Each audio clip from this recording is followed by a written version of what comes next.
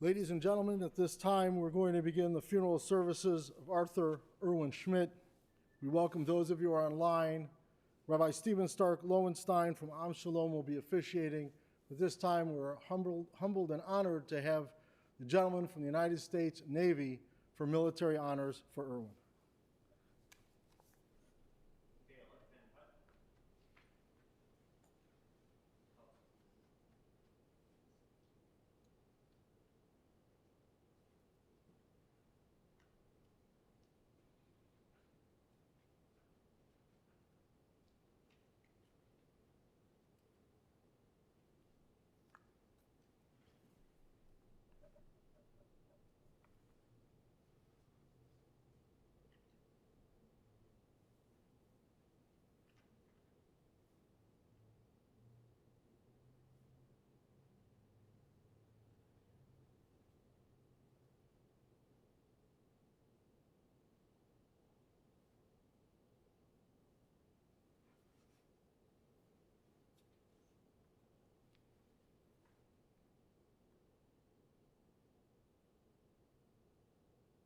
Please rise.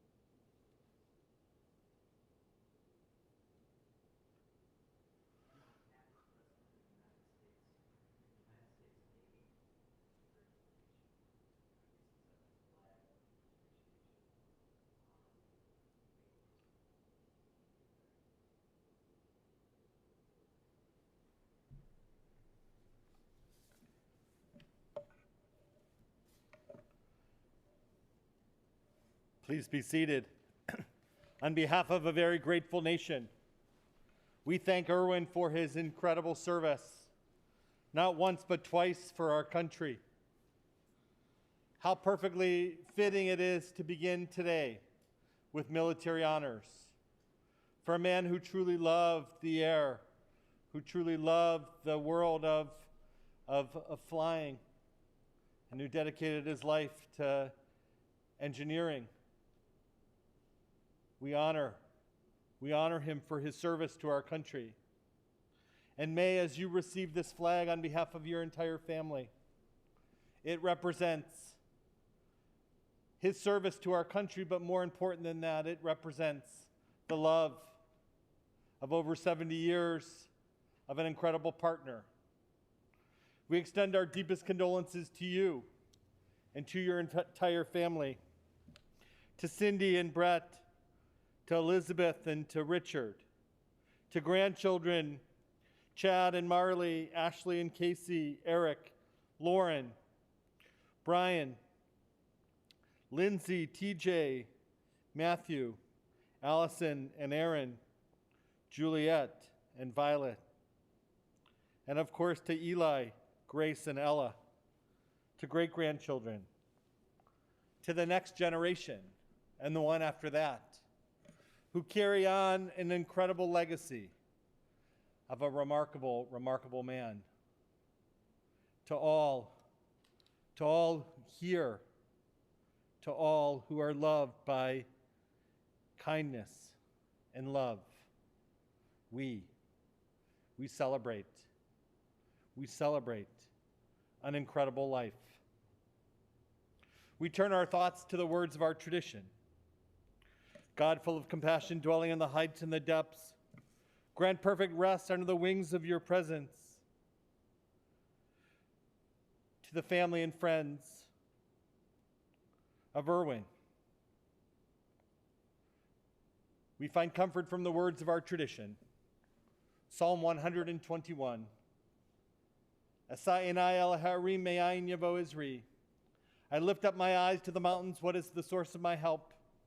My help comes from God, maker of heaven and earth. God will not let your foot give way. Your protector will not slumber. See, the protector of Israel neither slumbers nor sleeps. God is your guardian. God is your protection at your right hand. The sun will not strike you by day, nor the moon by night. God will guard your soul, your going and coming, now and forever. We find comfort from the words of our tradition, from the 23rd Psalm, reminding us that together we walk through the valley of the shadow of death. We've had to walk through that valley as a family many times before, but most profoundly with Gerald's death. And Sherry, I know that together we walk this path with you as you've had to walk it with your family. And so we think about the years of reciting this psalm. We think about the years of this journey. And we know that those who live on carry and stand on the shoulders of true greatness. As you've honored Gerald's memory this last 2 decades, you'll continue to do that with Irwin's memory. And so we say together the 23rd Psalm. Adonai ro'i lo exar beno desha yarbitzeni amei minuchot yinachaleni nafshi yashovev yancheni b'maglei tzedek lama'an shemo gam ki elech b'geit salmavet lo ira ra ki ata imadi ach tov v'chesed yirdafuni kol yemei chayai v'shavti b'beit Adonai la'orach yamim. Together, the Lord is my shepherd, I shall not want. He maketh me to lie down in green pastures. He leadeth me beside the still waters. He restoreth my soul. He guideth me in straight paths for his name's sake. Yea, though I walk through the valley of the shadow of death, I shall fear no evil, for thou art with me. Thy rod and thy staff, they comfort me. Thou preparest a table before me in the presence of mine enemies. Thou hast anointed my head with oil. My cup runneth over. Surely goodness and mercy shall follow me all the days of my life, and I shall dwell in the house of the Lord forever.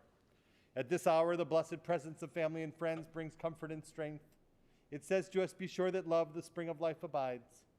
May all who mourn take heart as they remember the goodness they've given and received. And when the days of their mourning are ended, may the memory of their loved ones, may Irwin's memory truly be a blessing. To the ancient words, we look to modern words as well. In a book called God Whispers, it's written, the true worth of a life is the story that it leaves behind. Tell that story well. Did he teach you about love? For 70 years of marriage, for 93 years of life, he taught you about love every single day. Did he personify genius or sensitivity? Every day with his children and grandchildren and great-grandchildren, with his great sense of humor, with his incredible zest for life. Did his life warn you of the danger of bitterness and anger? Absolutely. As I stand and behold the eyes of those who mourn, I realize the only difference between people in this world is not their wealth, their fame, or their success. The only difference is those that had love in their life and those who did not. Arthur Irwin Schmidt had love in his life from the day he came into this world, 93 years ago, to his very final breath. And for that, we are so very grateful. George Bernard Shaw also wrote, I'm of the opinion that my life belongs to the community. As long as I live, it is my privilege to do for it whatever I can. I want to be thoroughly used up when I die, for the harder I work, the more I live. Life is no brief candle to me. It's a sort of splendid torch, which I've got hold of for the moment. I want it to burn as brightly as possible before handing it on to future generations. Irwin's light burned as brightly as possible and as long as possible. But now that light gets handed on to all of you. To all of you who knew him and who loved him. To all of you who are shaped by the person that he is, was, and will always be. But especially his children and grandchildren. And it's to you we turn to today. So, Liz, I begin with you to begin to share some words.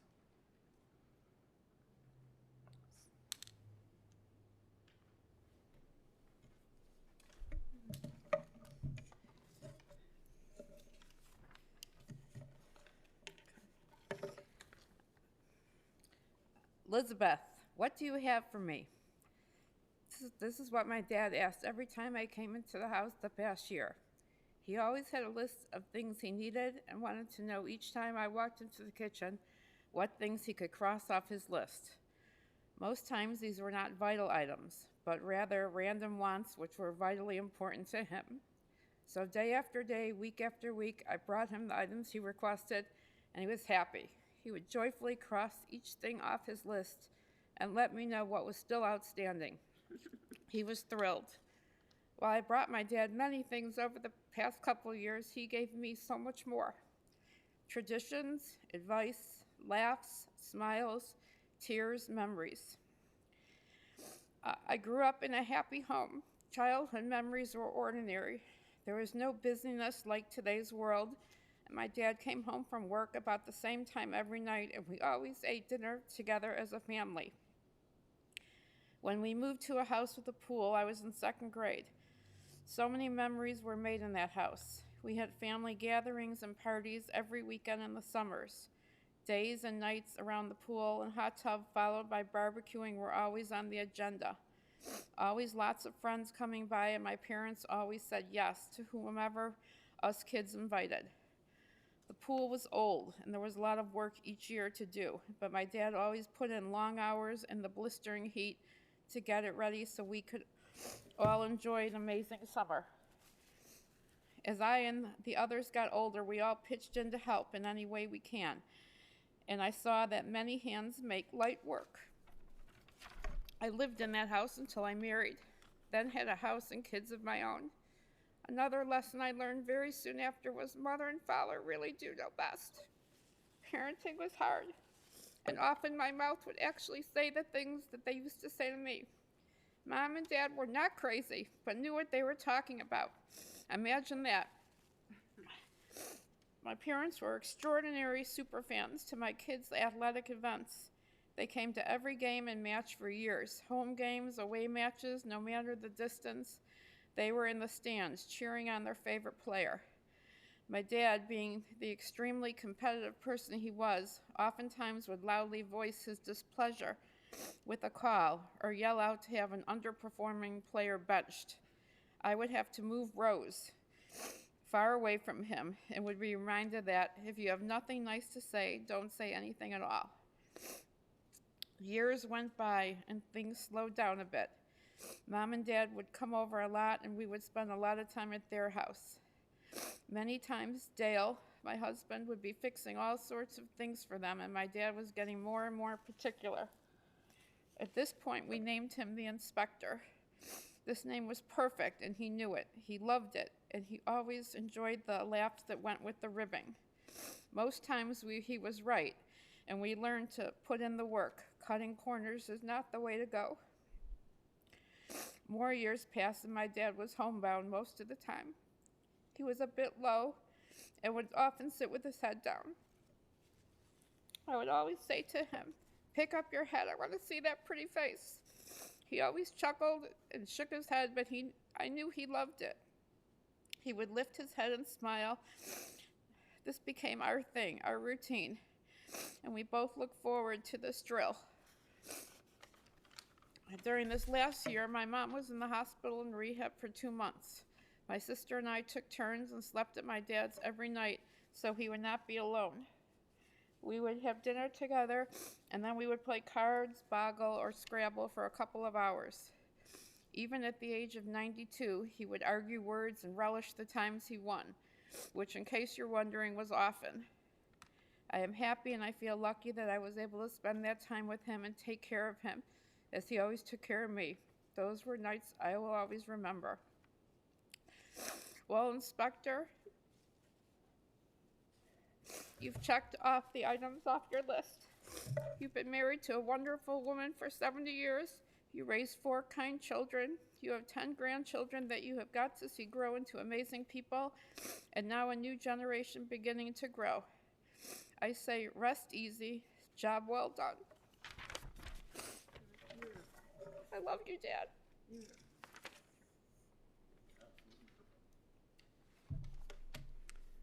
What can I say about my dad? He was a hardworking man, trustworthy and loyal, and had a profound love for my mother, his children, and grandchildren. He was a devoted son. Dad worked tirelessly at his business, which he owned with my grandfather and uncles. Whether it was on site or at our home, he was diligent with all the statistics to determine the project costs and margins. He was always home for dinner, which we enjoyed together as a family every night. No TV, just sharing the details of our day and the world at large. Our household was loving and lively, growing up in a family of 4. Jerry, myself, Liz, Richard, there was never a dull moment. When Jerry died, we were all heartbroken, and I know my dad and mom suffered daily. Dad made sure we all went to Hebrew school, completing our bar and bat mitzvah training. He was a member of 3 different synagogues. We went to Shabbat services as a family, and Dad went to the men's club at Skokie Valley Traditional. I'm not sure if it was the friendship or the bagels that took him there every Sunday morning, but it really doesn't matter. Dad bowled for many years with the Lincolnwood B'nai B'rith. Occasionally I would accompany him, and he would supply me with an endless bag of coins to keep me happy and for him to focus on the pins. He was a very good bowler, and we had many bowling outings together.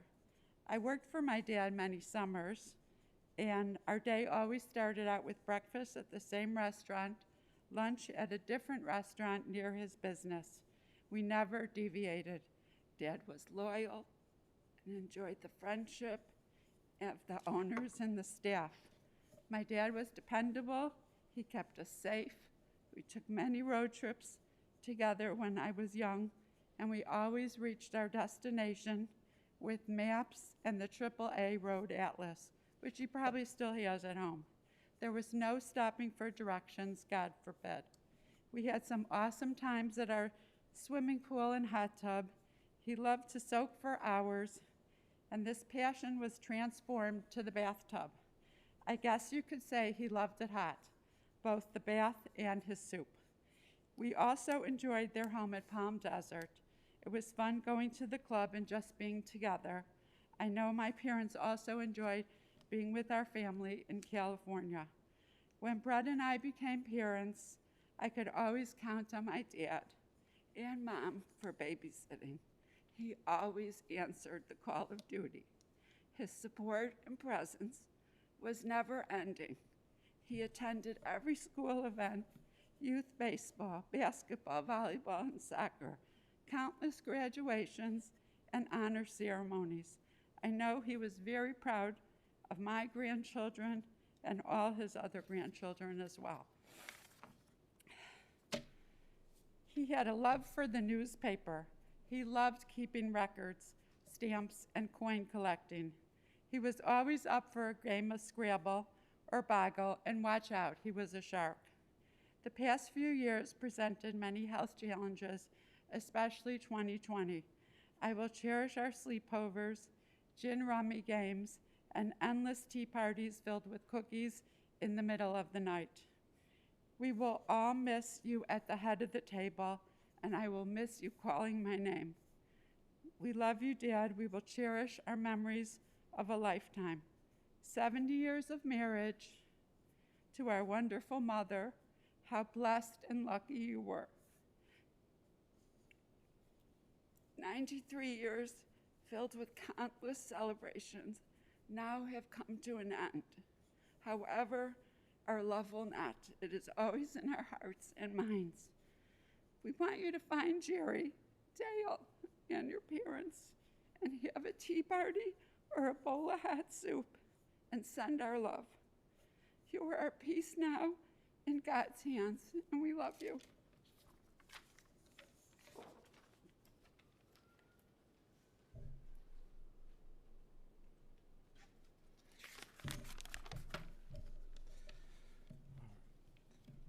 I have some great memories when I worked with my dad in the summer of 1988. We would start the day at his favorite breakfast place in Skokie on Church and Crawford called Candlewick. He knew everyone there and always had the same thing, a sweet roll with coffee. It was a good experience to see how he did things and meeting his different customers and suppliers. Several of them pulled me to the side and told me how funny and great he was and how they appreciated him. 10 or 15 years ago, he would still pop into a few of their offices to say hello.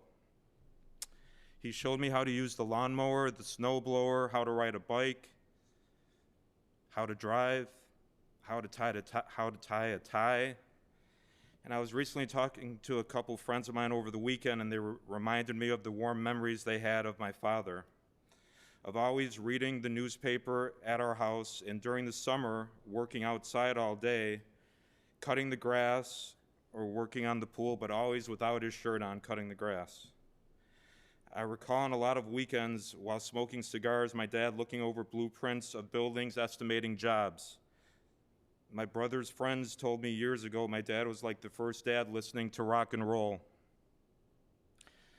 He also loved the blues, and on Sunday mornings he would listen to a special show they had weekly. I don't know if my mom loved it, but the blues music would be blasting. I remember playing catch and frisbee with him. My friends in the fraternity at college knew my dad and his name well, so good that some of them did and still call me Irwin. We had great times in California with my dad's two brothers, Uncle Shelley and Uncle Joe, and their families. They came from humble beginnings, but all three of them became successful. And even into his late 80s, with his health slowly getting worse, Dad and Mom would drive to my house to babysit my kids, Juliet and Violet. He introduced them to different card games and board games that they will remember the rest of their lives. He was always being silly, making them laugh. I would always leave the TV on a channel that had a game on for him to watch. And as they left for the night to go home, I would walk my parents to their car and watch them speed off. I'd watch them speed off home and toward home. One final memory I have is in high school, August 24th, 1983, the day after my parents' wedding anniversary on a hot summer day. We all drove together to the Chicago Cubs game. It was my older brother, Jerry, my dad, and his dad, Grandpa Lou, who was visiting from Florida. Brett had to work that day. It was a game against the Cincinnati Reds, and the Cubs had a no-hitter going until the last out of the ninth inning. And now today, in a short time, almost 40 years later, those three will be lying side to side together. The courage and heart my dad showed the last few years, despite his health issues, was remarkable. His mind was very sharp until the very end. Even last December, calling my name and always asking how my kids were doing. I think if he was allowed visitors the last month in rehab, I think he would have made it again through this battle, but it just wasn't meant to be.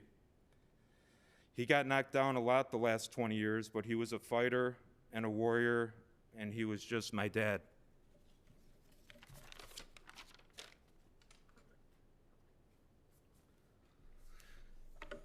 All three of you spoke so beautifully from your heart about your dad and that connection from father to child, from father and child back to father is something that is so strong, and you're all great examples of family and togetherness and strength, especially for your mom.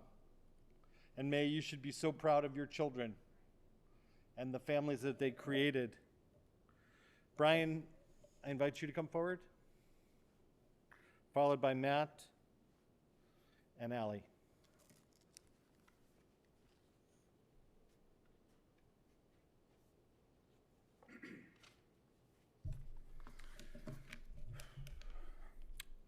Arthur Irwin chose many things in life.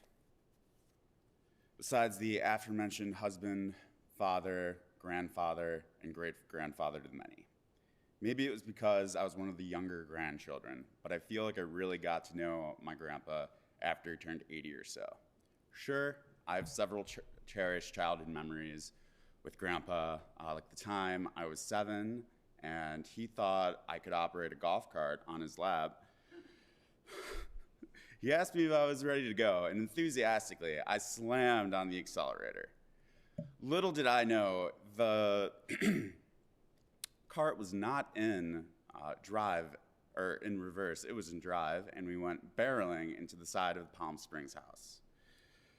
In hindsight, I learned a now funny, valuable childhood lesson to wait for further instructions. We shared a common deep interest in history, and at one point, I felt much like Eleanor Roosevelt was FDR's legs, Grandma was Grandpa's orator. Boy, was I mistaken. As an octogenarian, I realized Gramps was an extremely funny, shrewd man. He loved to share stories about his 11 decades of copious content.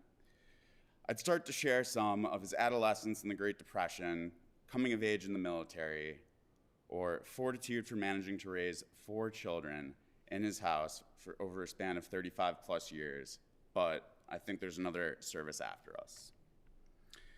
Like everyone here, I'd love it to be my father up here speaking, but there's little we can do to change the past. My grandfather made a point to share his personal stories involving my dad, so they wouldn't eventually be lost to time. I'm eternally grateful for those times and how much my father meant to my grandfather. He taught me many lessons along the way. He tried his best to share those empathetic childhood memories with me, even though I could tell how much it hurt him to vocalize them. At 93, though, we have to celebrate his life and his perseverance through every medical hurdle that crossed his path. I think they helped expose his underlying sense of humor. So I'll share a few 1 or 2-liners. On the subject of the popular Netflix show Narcos about Pablo Escobar. Pablo Escobar, didn't he play second base for the Dodgers? Directly after getting several gallons of fluid drained from his abdomen. Yeah, the man with the big lips did it. He sucked it out with a straw. Anyone that thought Grandpa was losing it near the end fell for his trick. The man knew exactly where everything was in the basement that he hasn't been able to go down in at least 5 years. He'd say to me things like, "Brian, I need you to go to the basement, take a left, by the file cabinet, there's a stack of boxes. In the middle box, there should be a folder labeled 1969 about 3/4 of the way through." Like clockwork, the item was always precisely where he said it was. The man loved his cookies, and sorry for the pun here, but he was a sharp cookie. He developed a semi-tradition about a dozen years back of announcing each family holiday that this was going to be his last Thanksgiving, Rosh Hashanah, Passover, to which I would say, "Shut up, Grandpa, you're gonna outlive all of us." In the event of a nuclear war, there'd be two things left: cockroaches and Irwin Schmidt. Sadly, none of us were able to shoot down that line one more time this year at those holidays. Even though we weren't able to see him the past several months, he knew how much his family loved him and wished they could stop by and visit. I miss you, Grandpa, and together our memories will always bring a smile to my face. Oh, and Matt, did you remember to print out that invoice of 90 minutes of electrical work that he made us do a couple Thanksgivings ago? Matt.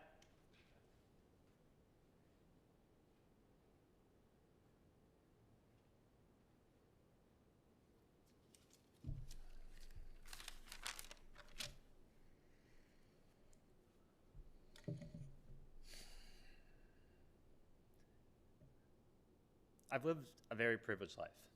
Good health, great opportunities, an amazing family. Everyone here today, I think, can say similar words. A cornerstone to our family is Grandpa, Grandma. They were always there our entire lives. Yesterday, a handful of us gathered at Grandma's house discussing Grandpa, the events, logistics for the next few days. A somber time. But the event was similar to many other gatherings that we all had for many, many years. We went to Grandma and Grandpa's, we saw each other, we caught up on what's happening in our lives. Yesterday was Super Bowl. I think just about everyone watched it, or at least knew what was going on. I think the takeaway from the Super Bowl and what everyone was talking about is Tom Brady. He won his 7th Super Bowl. He is now titled the GOAT. I thought to myself, there's another GOAT, and we're celebrating him today. Grandma, I'm not sure if you know what the GOAT is. The GOAT stands for the greatest of all time, Tom Brady in the context of football. I thought to myself, well, I have a grandpa of all time. What an amazing life. Grandpa lived 93 years. Tom Brady may have 7 Super Bowl rings. Grandpa had 1 ring in 70 years with Grandma. Grandpa went on to have 4 children, 10 grandchildren, 3 great-grandchildren, a 278 high bowling game score. I'm not sure what Tom's is, but I suspect it's not quite as high. Grandpa's life was filled with countless jokes, many of which I can't share today. Well, I shouldn't share right now, but every single one sparked a smile and humor. I want to take, looking back, I think that I had many, many memories with Grandpa and Grandma. And one that stands out the most was, it was 7 days. It would have been 2007. The Goat family went on their vacation down to Myrtle Beach, the Goat gang, if you will. I had to return home. I couldn't go on vacation as I had football practice. Grandma and Grandpa were kind enough to let me spend time with them. It was true bliss, spending all that time with Grandma and Grandpa, getting all of that TLC. The days were filled with every meal, Grandma just filling up the table with food for Grandpa and I, and them insisting on us not getting up until it was all gone. When I was stuffing my face as much as I could, Grandpa recounted stories of his life, many of which have been discussed today. We played cards, we played board games. Grandma and Grandpa would occasionally let me win, but rarely in Scrabble or Boggle. Grandpa's knowledge was just immense, and he imparted that on me during that time, and as well over the course of the 26 years that we had together. I'll miss Grandpa dearly. I'll miss the phone calls. Grandpa was always excited to hear what was going on in my life, everyone around me. Constantly wanted to hear what the latest was. And it was so great sharing it with him. Achievements, some heartbreaks. I'll miss you dearly, Grandpa. Rest easy, and thank you for fighting as long as you did.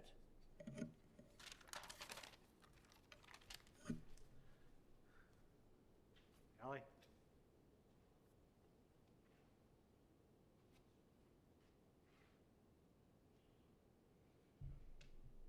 Hi, I'm Allie.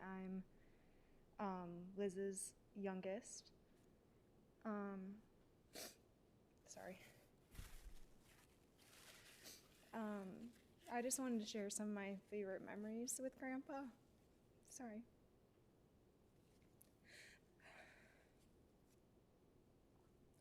I just remember growing up and always having so much fun with him, playing cards with him and Grandma, and Monopoly at their house. I just remember him always being there in the volleyball stands and cheering me on. Little did I know at the time, but he would make funny comments about players that needed to be sat out and just kind of always causing trouble. I remember he would always ask for me to do his nails. He would ask if I brought over my tools when we would go over for a visit, and he would show me his fingers. I wish I had remembered to bring my tools more often because he really enjoyed it. I remember the tea parties that people have talked about over this last year with him. He used to love waking up in the middle of the night and having a glass of tea and some cookies. And he would love when Bella, our dog, would join him too. I'm just really gonna miss a lot of the times spent with him. I wish there was more, but I feel so lucky to have had him in my life for the last 24 years. I love you, Grandpa.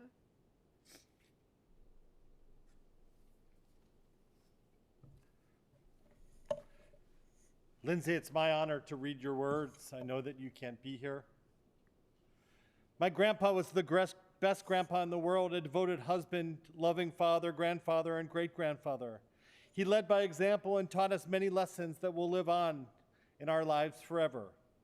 Some of my favorite memories growing up include playing gin rummy and fan tan, family vacations in Palm Desert, swimming in nearby pools, eating lunch at the clubby, picking grapefruit in the backyard, and celebrating the Jewish holidays, eating delicious food with family.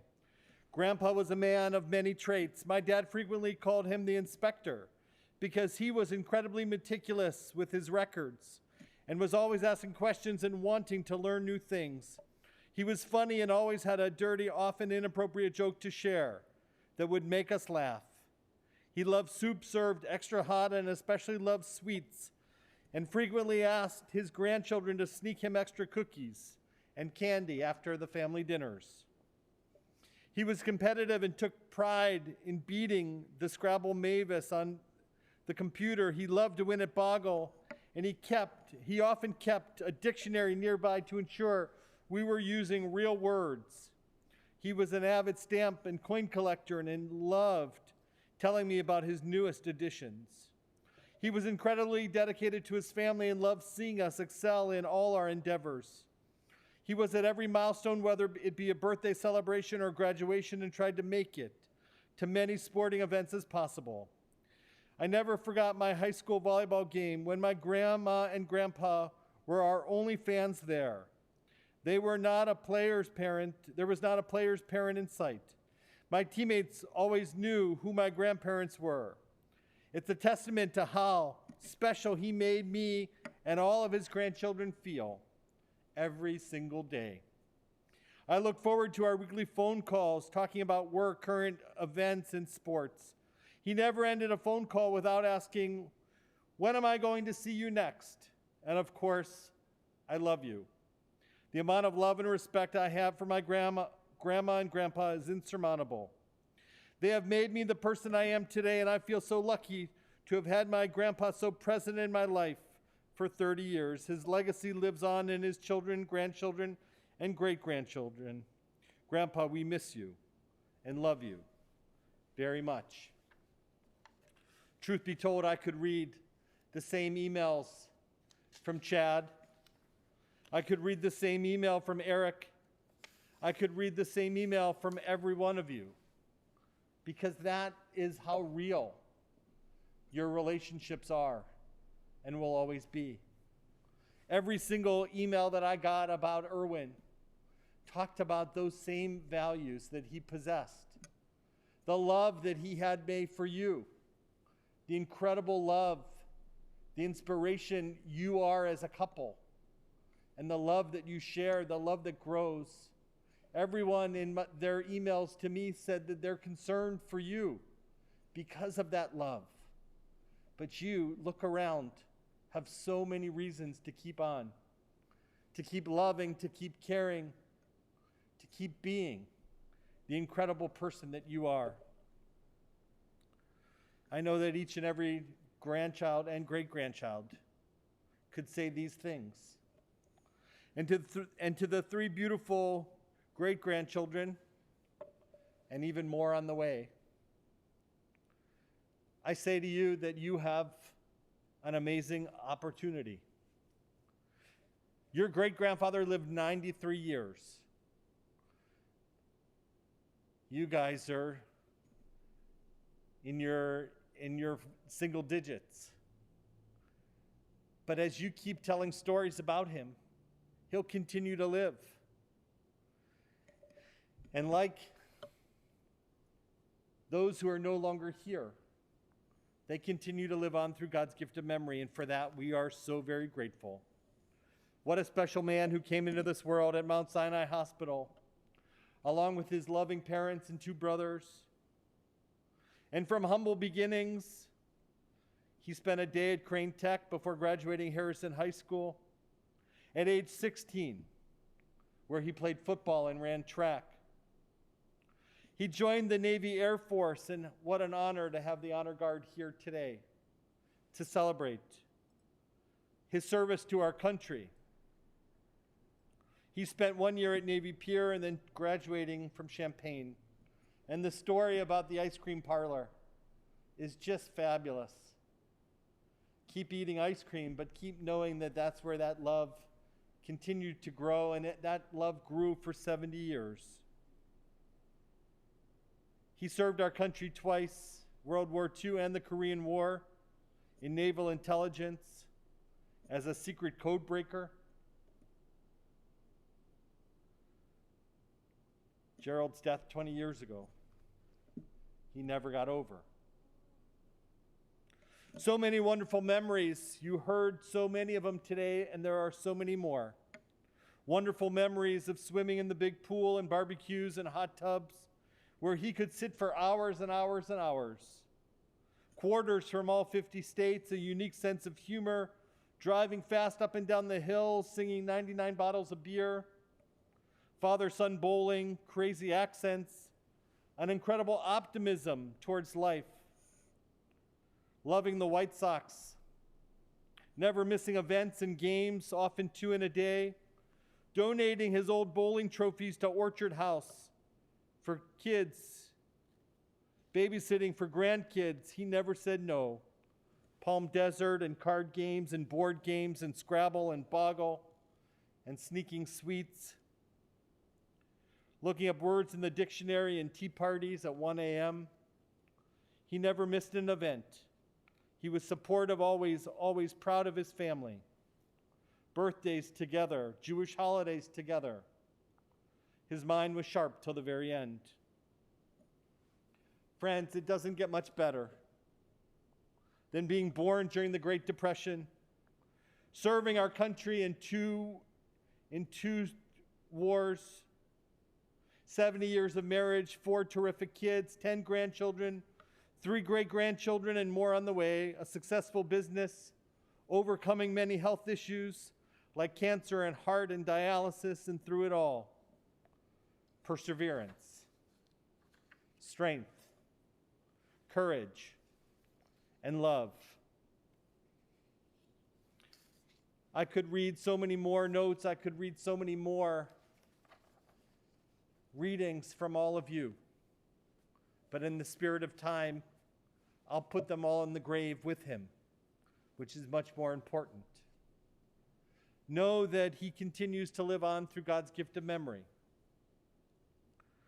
Billy Crystal wrote a book called 700 Sundays. His father died far too young. He only had 700 Sundays. Throughout the course of Irwin's life, he had more than 4,000 Sundays. 93 years, 52 Sundays a year, you do the math. But at the end of the book, he said,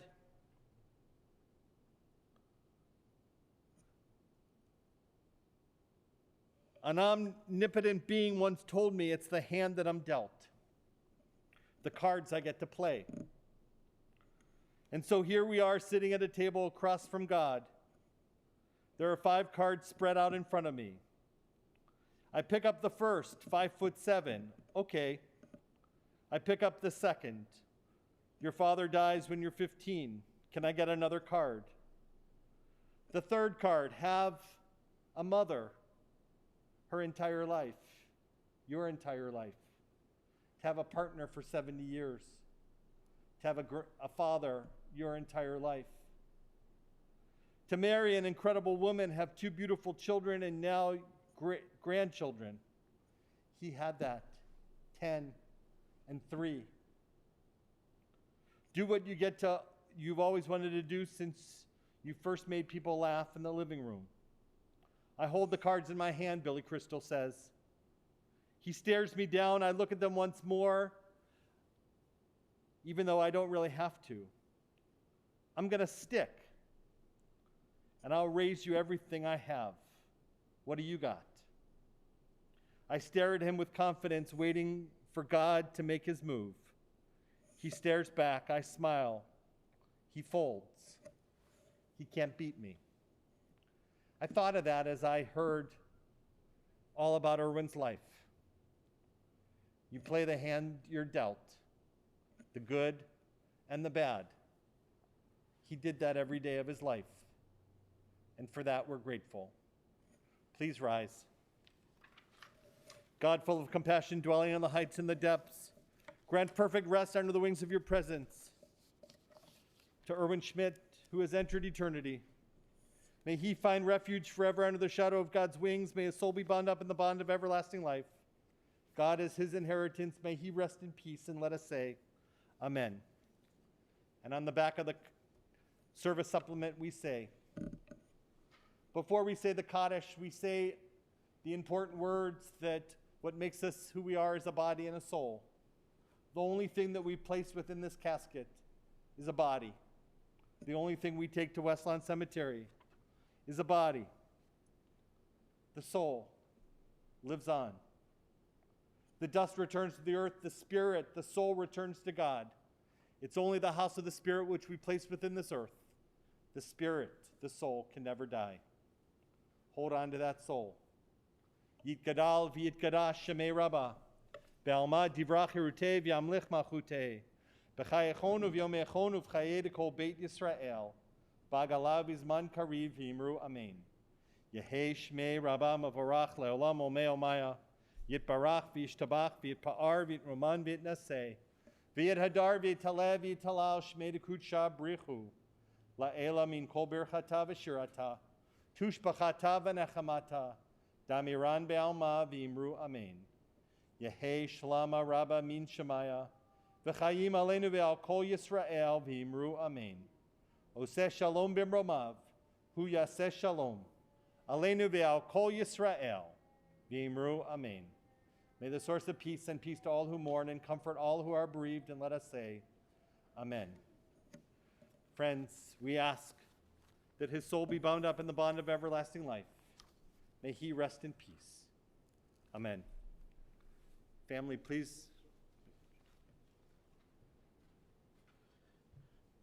Ladies and gentlemen, please be seated. The interment service will continue at West Lawn Cemetery, located at 7801 West Montrose in Norridge. For Shiva information, please look at the service folder, and memorial contributions to the Young Israel of Northbrook would be appreciated. For those of you online, all that information is on our website. For those of you who will be driving to the cemetery, the funeral procession will be forming in our parking lot. Please obtain an orange safety funeral sticker to place on the right-hand side of your windshield. Have your bright lights and hazard lights on at all times. For additional measures of safety, we will be providing a car in the back of the procession, hopefully keep other cars from entering the procession. And for your own personal safety, I strongly recommend using your horn liberally as you're going to the intersection. Please keep in mind that West Lawn Cemetery allows 20 people at the cemetery.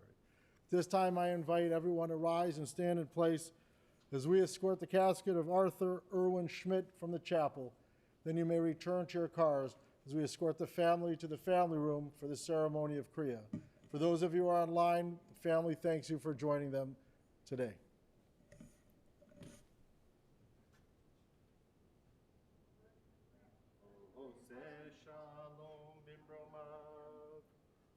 Yaseh shalom aleinu ve'al kol Yisrael ve'imru amen. Yaseh shalom shalom aleinu ve'al kol Yisrael.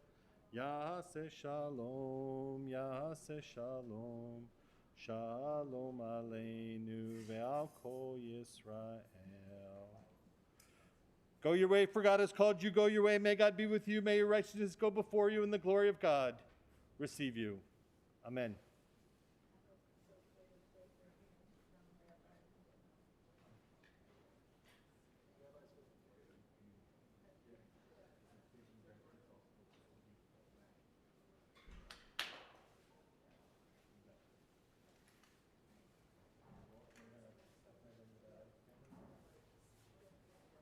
Thank you, Rabbi.